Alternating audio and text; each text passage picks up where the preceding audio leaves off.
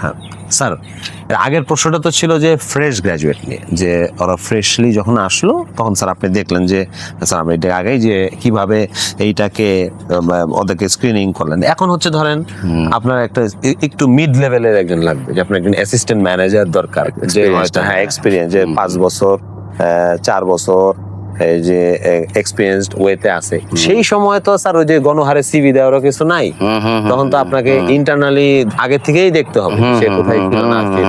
এই রিক্রুটমেন্টটা আপনারা কিভাবে হ্যান্ডেল করেন এবং কি চিন্তা ভাবনা করেন?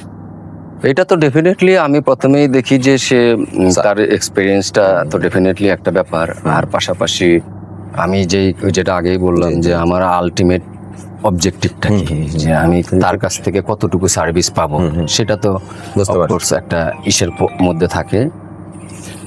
তাই সেই ক্ষেত্রে আমরা পার্সোনালি যেটা করি যে এই যে প্রথমেই আমরা তাকে খুব মানে আমাদের যে জায়গাটাতে বেশি এমফাসাইজ করি সেটা হলো যে তার মেন্টালিটিটা আসলে, কারণ এখানেও ব্যাপারটা হচ্ছে যে আমাদের সে যেহেতু এক্সপেরিয়েন্স এবং আমরা চাই যে আমাদের যে টিম আছে টিমের সাথে, কারণ এখানে অনেক টেকনিক্যাল প্রবলেম থাকে, মিশতে পারে কিনা। কারণ এখানে হলো যেটা যে দেখা গেছে যে তার সিমিলার র্যাঙ্কেই পজিশনে আরো 2-3 জন আছে, আমি ওকে নিয়ে আসতেছি, একসঙ্গে ডাকেন ওই টিম বিল্ড আপটা তার এবং তার এই আমাদের কতদিন পর্যন্ত সে সার্ভিস দিতে পারে, হ্যাঁ, কিংবা এই জায়গাটাতে আমরা একটু ফোকাস করে না কিভাবে।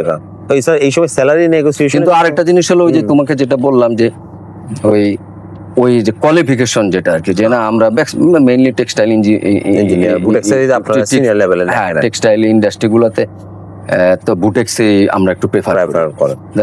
মানে আদার দ্যান বুটেক্স হলেও কিন্তু আমরা মোটামুটি ভাবে যদি দেখি যে না ভালো, সবসময় রিক্রুট করেন, আমরা এটা দেখছি স্যার। ঠিক আছে।